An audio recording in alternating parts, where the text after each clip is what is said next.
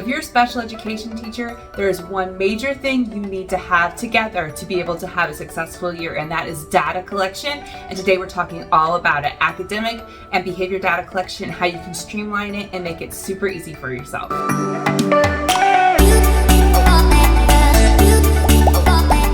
Welcome back to my channel. My name is Rachel from the Behavior Check-In. I'm a behavioral teacher and coach in Florida. I have been teaching for going on 9.5 years.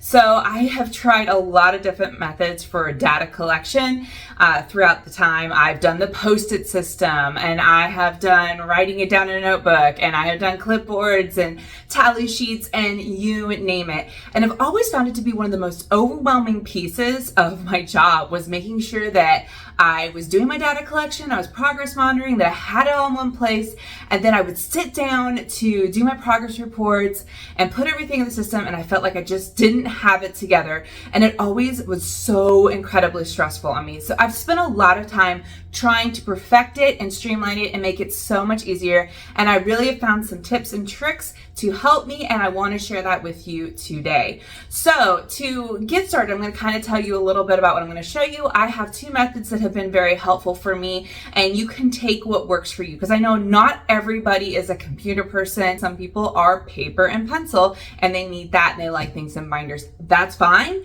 You do you do what works for you, but you do need to have a system. So I'm going to show you two of the systems that I have. One is paper and pencil, and one is using Google Sheets. Both have been really helpful for me, and they are both available in my Teacher Pay Teacher store. You can check out the link below and go ahead and purchase those. And of course, if you do make a purchase towards that, those funds are going back into my classroom and to help our behavioral unit for our school stores. So not only are you getting a great system for yourself to organize, but you are also giving back to my students as well. So make sure you check out those links if you want any of those. Obviously, no pressure. Let me tell you about my first one, and that's my binder system. So this is what I have been doing for a while. This is what I was doing when I was working more in the inclusion setting, and I had students coming to me, and I was pushing into classes, and I didn't mind the binder system because it worked for the situation that I had. It was just me. I really wasn't working with a lot of other professionals, and I was the only one really responsible for the data. So I didn't mind the binder system. And the binder system, I can put it up here on the screen. I'll show you. This is in my TPT store, but I have my data collection. This form's completely editable. I just go ahead and put in their scores and the percentage that they got. I have their goal that's listed up ahead. You can either write that in or type that in, whatever's easiest for you to do. And then I just list what they did on the date that I progress monitored and the score. And then I just went ahead and put the data sample. If they did it on paper, I just hole punch it before I start, put it in there behind that sheet, and I have all of the kids separated out by tabs. And that has been the easiest way. So I could go in, find little Johnny. He has his stuff behind his data sheet. I see that his goal is to, read with this fluency or whatever. And I pull out the fluency sheet that's on grade level. He does his reading fluency. I mark the date, I mark the score, and I put the pro back in there just as my evidence.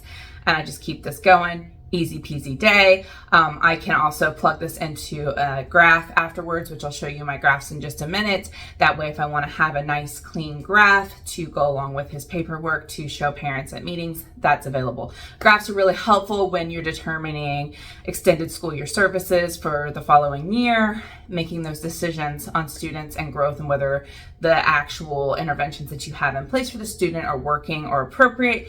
I like to look at the trend line. That helps me. I think data is really important because it does let us know if what we're doing is working and what, if we need to tweak it.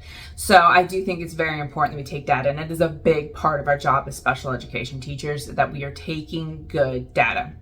So I like to do this. I also like to utilize my IEP at a glance page as well. This is where I put down all the important information. This is really good when you're working with students that you collaborate with other teachers. You're maybe not in a self-contained setting, so you're working with students that are mainstreaming out to classes, or you're an inclusion teacher or whatnot, or a speech therapist. You can list all of that really important information at a glance. IEPs are overwhelming for a lot of people to read, and having the main highlighted points put on one sheet that they can just look at and reference quickly is very helpful. This is also helpful for me as a teacher, because if I forget that a student has an accommodation, or if I want to cross-reference it before we have to do a test or whatnot, just to freshen myself up, especially if you have a large caseload, which a lot of us do. I can go back in and reference that. And if you are working with a paraprofessional or another teacher, they can see that too. So I love to keep the IEPs at a glance in there with my student data so that we can see that, make copies, send those out to everyone who works with the student. I include bus drivers as well. I think they need to know these things. I think it's important for them to understand the accommodations and the needs of the students so that we are supporting the student in the best way possible, and we're not putting the student in a situation where they aren't getting the supports they need, and maybe people are being slightly unfair in some way because they don't know what the student needs. So I always make sure that everybody who comes in contact with the student has those IEPs at a glance, and that's in there as well as just paper behavioral data sheets. I use these paper behavioral data sheets with some of my students especially when I was in like the very close, like self-contained, only had small amount of students. I did do a lot of paper with the students, send it home to the parents, that kind of thing. That worked really well in that environment, that situation. But sometimes it doesn't always work that well. So that leads me into talking about what we do on the computer. If you find that paper, for whatever reason, is getting lost, or students aren't taking it home to their parents, or maybe like even having the paper in front of the child, sometimes it can trigger upset them. Go ahead into more of the Google Sheets that I'm going to show you about. But I do think paper has its place. Before we jump into that, there are some students who do need to carry the sheet around with them. There are some teachers who don't want to deal with all the technology and they'd much rather have a sheet travel with the student. So I wanted to provide you with several options and things that you could work with so you could decide what data system that you wanted to use. So this is what our point sheets look like that we use for our students in our unit. I'm going to give you a very broad overview. I'm working on something that will be available in my TPT store for you. It's not completely there yet. I'm reformulating a few algorithms, but I wanted to show you how to use this as well if you wanted to do that. But this is how we use it for our unit. So you, of course, can adapt it to whatever you need for you. So we store them all in our Google Drive. As you can see up here at the top, I have it listed as 7th grade data. I'm not going to pull that up for you because I do have students listed in there and I don't want their personal information out, obviously. But we set up a different folder in the drive by each grade level, and then we put each student's names and initials in there and set up a subfolder, and then we just make a new copy for each week. As you can see down at the bottom, we have each day, and they're all copied over. And it does save everything from your original. So when you put in the target behavior, the name and the level that they're on, it will transfer over when you make that copy. And then you can edit it as you need it. So let's just say the target behavior for this student is to ask for a break without a prompt. Okay, these are 7th, 8th graders, so at this point we would be expecting them to probably ask for breaks unprompted in the appropriate way. However that is, I'm being extremely general. Obviously, there's more to it. You can also put the student's name in here, and you can put what level they're on. We're going to pretend that this student is on our rookie 1, and for our student to level up, that I hope if I can spell things right today, we would have to have him level up to 75%. That's what he has to earn for the day. That is his target. Okay. So if we're looking in here, all of these are editable. These are just what we do for our unit, but you can tailor it for the student. I'm using it for example. We have them separated out in period, but you can change these. These are editable. One thing we do is we maybe list the teacher or the class up here in this spot just to make it more clear. This also makes it easy for whoever's taking data to know who is responsible and for what period, because we have rotating schedules. Just makes it easier. So how we would break this down is for transitions and getting started. If the student came in, they had all of their materials, they didn't do anything inappropriate transitioning in the hallway between classes, they came in, they were on time, then they are going to get a 2. All right, they are not disrespectful in any way, and we're doing what we expected on an age-appropriate level, then they would get a 2. Okay, so let's say that we started the work, maybe they started the work really well, but then we didn't finish it. We got distracted, okay? And I had to go over and give them one reminder. I would let the student know during that time period, hey, you need to get back on task. If we don't get started in the next couple of minutes or whatever, and the student didn't ask for a break or anything like that, and they continue to kind of just be off task, then I would go over and let them know, all right, you were losing part of a point, so we're at a 1. Okay, let's say the student gets back on task. They're going to remain with a 1. If they don't, I have to remind them again, then they would be getting a 0. That's how we do it. But for this sake, let's pretend that the student did get back on task, all right? That would go into following directions. If I had to ask them to get on work and they weren't doing it and it took those reminders, then they would probably get a 1 for following directions. Maybe when I went over and I talked to them, they told me to shut up, and I reminded them that that was not appropriate, and maybe they apologized. I might go ahead and indicate that they have a 1. This really just determines the student, how you know the student, where they're at.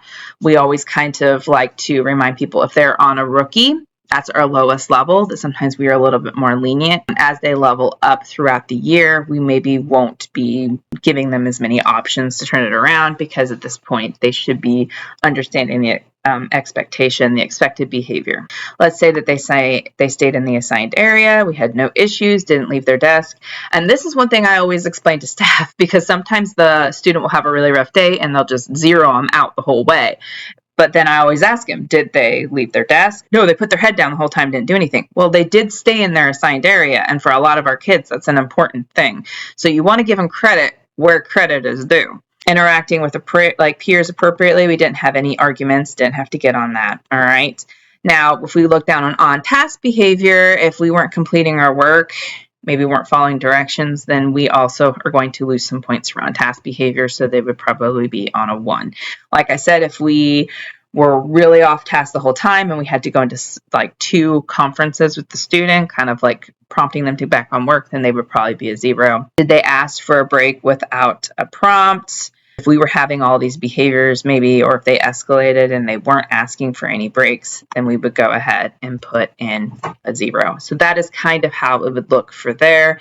As you can see, it tallies them down at the bottom. Let's just say that maybe we had a rough period, morning was hard, the rest of the day we rocked it out. They did everything they needed to do, okay? And you'll see how their overall score comes across as I put this in there. We really shouldn't always have all 2s, because these kids are human, but it's also very important, at least at the rookie level, you're probably going to see a few more mistakes, and that's fine. That's why the percentage is lower, but that's just how we do it. I just want to make sure that staff doesn't always put in 2s, that we're using these as teaching opportunities. And it's also very important when we do these check-in, check-out sheets, whether they're on paper or they're on the Google Sheets, that the students know what happened, what their score was. So I would maybe bring the student over before we go into the next period and kind of let them know why they got that, so that they could perhaps improve upon things, and this is what the rest of their day would look like. So as you can see, the student turned it around. We had a great conversation. We chatted it out. They knew, and maybe some of those behaviors they were struggling with in the morning, they got it together. We had no issues. They ended the day with a 93%. So they had to get a 75%. So they made their goal. So then when we go in tomorrow, they're going to be able to level up, and this will already be preset because it'll be saved. But I'm just showing you, for example, they're on a rookie 2. All right, we go up to a rookie 15, and then they move up to the next level, which comes with more privileges, more incentives. That's just how we do our program. But you can see we have each day of the week. This can also be shared out with the parents. They can be shared as viewers, so they can't edit or change. You can also use the students so they can see it in their own Google Drive as well. They can't edit or change anything, but they can see what happened. One part that we have down here too that's also extremely helpful, and I want to make sure we see this, is we have our notes that we can type in here. All right, we can type our notes and let the parents know, let the students know why. Typically, I want to write positive notes in there too. We had a great period, put good things in there that happened.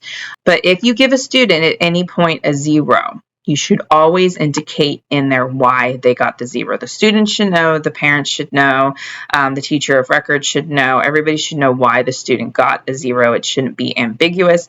That way we have that data and we can kind of monitor that behavior, because if we're seeing they're consistently across the board getting zeros for the same kinds of behaviors because it's being documented in all of the sheets, then we know that maybe we need to go back and tweak our behavior plan. Maybe we need to go back and tweak our instruction with the student. We need to go back and adjust some things, maybe look at our accommodations and fix things so that the student can be more successful. So that is one of the reasons why we do that. And how we use the percentages is they get like 1 day off per week where they can have a no level up day, and they can still earn their privileges on Friday. They can still get to go to our Fun Friday activity. They can still purchase things in the school store, and they get more incentives, more privileges as they move up on the level system because they are showing more responsibility, more self-control. So that's how we utilize it in our program. But if you are not in a behavior program, you can utilize it with just whether they're working for a reinforcer or they're working for privileges or whatever incentive you have in place for your student that's motivating and reinforcing to them. It will vary from student to student. I highly recommend that you sit down with your students in the beginning of the year and you go through a reinforcement survey. I'm actually in the process of creating one, so make sure you check out my Teachers Pay Teachers and you will be able to have one that you can utilize in there. I'm going to do a digital and paper version of both of those reinforcement surveys that you can use with your students to kind of figure out what's motivating to them and something that they would want to work for. The goal is to hopefully, once they've moved up, you don't need any of those external motivators anymore because they felt that internal success, and you can fade that out and they can really rely on being successful for themselves. But in the beginning, for a lot of students, they need to know where they stand. You are teaching a skill. And for some students, especially if you haven't been taught that, or, maybe you're working on your social skills and you're not fully aware, that can be something that they have to be taught explicitly. So that is why we use our daily behavior charts the week in there. One thing I really love about our sheets is that I can send these home to parents. I can start on Monday. They can log in and see the sheet. They can't edit it, but they can see it and they can see how their child is doing, and they can have those conversations with them and have a clear picture on how their day went. This is if you are sending it out and it's going home and a lot of people are looking at it, that you remind staff, anybody who's working with you, to make sure that everything, and it should always be this way anyway, but I always reiterate this, everything should be observable. There should be no personal opinions in there. It should be like if you were watching it on a camera, and because we don't want our parents to think that, we're putting I know sometimes we can have rough days with students, and I don't want things to be written in there that looks like you're angry with the child, that we were being unprofessional in any way. This is an example of how we do frequency. All of this is made up just for example, but as you can see, I set up it by each month. You can see down at the bottom, we have them all spread out, and this is our target behavior for their behavior plan. For this made up student, we have physical aggression. You can add different parts over here. We have 3 different teachers in our unit. We do math and science, ELA, and more intensive reading. And then we have social studies, history, government, whatever, with our social skills. I just made a generic for this. You can do it for what you need to, just so that you understand and you can track where the behaviors are happening. This can be really helpful when you're analyzing data because, as we can see, our science teacher is maybe having decreased behaviors of physical aggression. So maybe we can see what's going on in that class that's maybe beneficial or those sorts of things, so we can kind of help the student be more successful. We can also see over here, maybe we're having more in math. What's going on in that class that's causing those situations. I put in notes in there, and obviously this is just for example, so it doesn't have to be perfect, but you could put in there if we are having peer aggression or peer and staff, or maybe if there was something that triggered it. Once again, keeping this like completely observable. It shouldn't be anything personal, just, hit peer, or maybe if the behavior changed in physical aggression, maybe we're seeing, swatting or hitting and it's escalating to punching or biting or something along those lines. We want to note that so that we can go back and address our interventions and do things that are helpful to the student, and we can tweak our instructions so that we can hopefully minimize these behaviors. This also helps us see maybe when we're having a behavior extinguishing burst, and if interventions are working, you can also note in there if a different intervention has been put in place. so you can kind of track it. Note, it does take a while for interventions to take place. This is a very exaggerated example just for you all to see, but do expect that sometimes happens. You do sometimes see an uptick in the behavior. Behaviors are cyclical, and sometimes they'll go away for a while and then reemerge again. How you have it over here, this is how I do it anyway.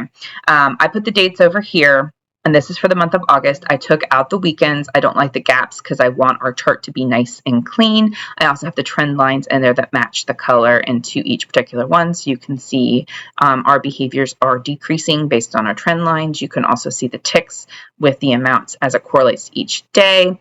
And I can see in there when we have a big jump, we know that's a weekend. That way we can determine if weekends are maybe a contributing factor to the behavior, certain days or times. You can go in after the fact if you're tracking this for an IEP meeting or working on a behavior plan. You can go in and highlight and change colors, whatever you want to do to make it stand out to you so that maybe you can track those patterns a little bit better. But this is what I do to track frequency on the behavior. You can do this in as well with academics. I just have this for behaviors. You can make these graphs for academics and go ahead and put in their scores and kind of see if they're going up on the skill set they're doing as well. I recommend you do this for academics as well, because just like behavior, this helps you see how the student is improving academically and how you need to adjust your intervention. To the side. If you want to know how I make my graphs, you can go back and look at my other video I have on collecting data using Google, and that will help you show how to make those graphs. And of course, if you have any questions, I know some of you may be watching this in the future, but that video will still be posted. I'm going live at 10 a.m. on Friday, and I will answer any of your questions that you have in there. Hopefully this is helpful for you. Hopefully these resources are helpful and they can help you get organized in your data. Thank you so much for watching this video, and I will catch you in the next one.